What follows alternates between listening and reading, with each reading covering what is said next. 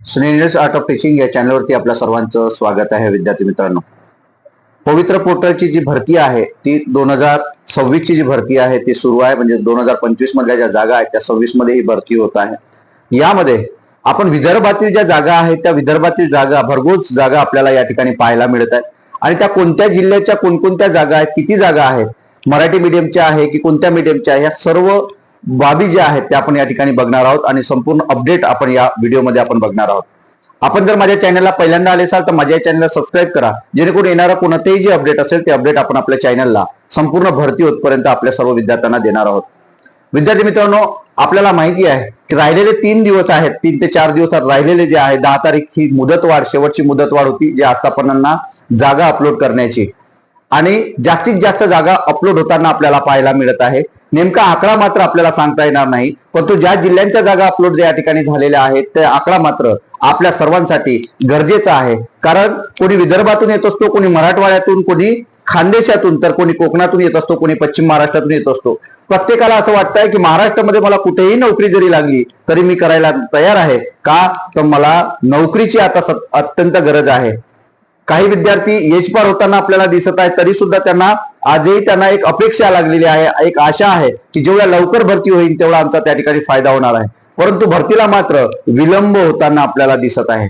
मग त्याच्या मागची ही काही कारणं आहेत, शासकीय कारणं आपल्याला पाहायला मिळत आहे. आपण जे प्रत्यक्ष अनुभवत असाल तर सेवा ज्येष्ठतेचं असेल, पदोन्नतीचं असेल, केंद्र प्रमुखाचं असेल, की अशा विविध जी कारणं आहेत ती कारणं आपल्याला या भरती मागे लागलेली आहे, ग्रहण लागल्यासारखं आपल्याला दिसत आहे. तर आपण या ठिकाणी जागा ज्या आहेत त्या जागा वाढणार आहेत किंवा जास्त येणार आहेत. मग जागा किती अपलोड झाल्या, मग विभागाच्या संदर्भात नागपूर विभागाबद्दल मी बोलतोय, जे नागपूर विभागातील 6 जिल्हे आपल्याला पाहायला मिळत आहेत.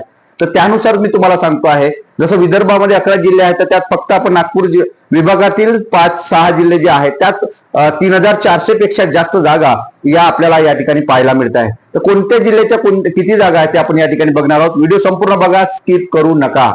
बघा, केंद्र प्रमुख पदस्थापनेच्या ही जागा आपल्याला या ठिकाणी मिळत आहेत. म्हणजे 2400 पेक्षा जास्त पदभरती या ठिकाणी झालेली आहे आणि त्या प्रत्येक जिल्ह्याच्या 50 पेक्षा जास्त जागा ही केंद्र प्रमुखाने गेल्या आहेत. मग त्या जागा आपल्याला मिळणार आहेत का? आपल्याला जरी नाही मिळालं तरी पण अतिरिक्त जे काही शिक्षक होते या जिल्ह्यांमध्ये त्याचं मात्र समायोजन या माध्यमातून झालेले आहे. म्हणजे आपल्याला त्या जागा ज्या अतिरिक्त होत्या त्याच जागा आपल्याला सुद्धा फायद्याच्या असणार आहे. जे केंद्र प्रमुखामध्ये केंद्र प्रमुख जे होऊन गेलेले आहेत त्यांच्या जागा रिक्त झाल्यामुळे त्या ठिकाणी समायोजन करण्यात आलेलं आहे. नंतर अतिरिक्त जागाचं समायोजन या ठिकाणी झालेलं आहे. त्यात जागा ज्या आहेत त्या जागा आपण या ठिकाणी पाहणार आहोत. काही झेडपीच्या आहेत, काही इतर ज्या आहेत त्या सुद्धा आपण या ठिकाणी बघणार आहोत.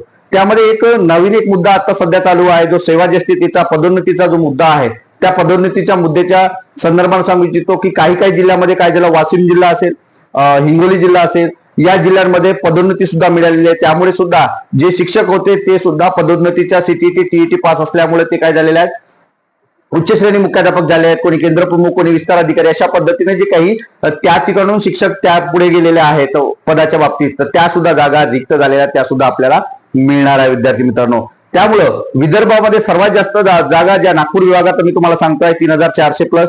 तर पहिल्या जिल्ह्याचा आपण विचार करणार आहोत. तर पहिल्या जिल्ह्यामध्ये सर्वाधिक जागा जो आहे तर तो नंतर मी तुम्हाला सांगणार आहे. 5वा जिल्हा जो 6वा जिल्हा असणार आहे. पहिल्यांदा गोंदिया जिल्ह्याचा आपण विचार करू. गोंदिया जिल्ह्यामध्ये 598 जागा ह्या अपलोड झालेल्या आपल्याला पाहायला मिळत आहे. 598 जागा जे गोंदिया जिल्ह्यातील विद्यार्थी आहेत किंवा भोवतालचे जिल्हा जे उमेदवार असतील त्यांनी या व्हिडिओला संपूर्ण बघून आपल्या विद्यार्थ्यांना शेअर करायचं आहे, मित्रांना शेअर करायचं आहे की एवढ्या जागा आपल्यासाठी येत आहेत. नंतर चंद्रपूर जिल्ह्याच्या प्राधान्य सांगतो आहे. झेडपी मध्ये 450 जागा आपल्याला चंद्रपूर जिल्ह्यामध्ये रिक्त पाहायला मिळत आहेत. त्या जागा सुद्धा आता अपलोड झालेल्या आहे, अपलोड होणार आहेत. नंतर आहे भंडारा जिल्हा. जो भंडारा जिल्हा आहे त्या भंडारा जिल्ह्यामध्ये सेकंड नंबरला नागपूर विभागात 700 प्लस जागा आपल्याला पाहायला मिळत आहे. कालच आपण 2-3 दिवसापूर्वी किंवा काल आपण लोकमतची बातमी पाहिली असेल की शाळामध्ये रिक्त शाळा असल्यामुळे SIR मुळे एवढ्या शाळा ह्या रस्त्यावर आलेल्या आहेत, विद्यार्थी रस्त्यावर येत आहेत, असं बातमी सुद्धा आपल्याला भंडारा जिल्ह्याची आपल्याला पाहायला मिळाली असेल. तर 700 प्लस जागा भंडारा जिल्ह्यामध्ये रिक्त आहेत, त्या सुद्धा या ठिकाणी अपलोड झालेल्या आहेत. म्हणजे भंडारा जिल्ह्यातल्या झेडपीच्या जागा आहेत त्या 500 प्लस आहेत आणि इतर ज्या आहेत माध्यमिक, उच्च माध्यमिकच्या जागा आपल्याला पाहायला मिळतात. अशा टोटल 700 जागा या भंडारा जिल्ह्याच्या आहेत. नंतर नागपूर जिल्ह्यामध्ये 450 प्लस म्हणजे 450 प्लस जागा आपल्याला रिक्त पाहायला मिळत आहेत आणि त्या सुद्धा जागा काही दिवसांमध्ये अपलोड होणार आहे. उद्या किंवा परवा या जागा अपलोड होऊ शकते किंवा आजही अपलोड होऊ शकते विद्यार्थी मित्रांनो. त्यानंतर आहे आपला वर्धा जिल्ह्यामध्ये 200 प्लस जागा म्हणजे 200च्या वर जागा या वर्धा जिल्ह्यामध्ये आपल्याला पाहायला मिळत आहेत.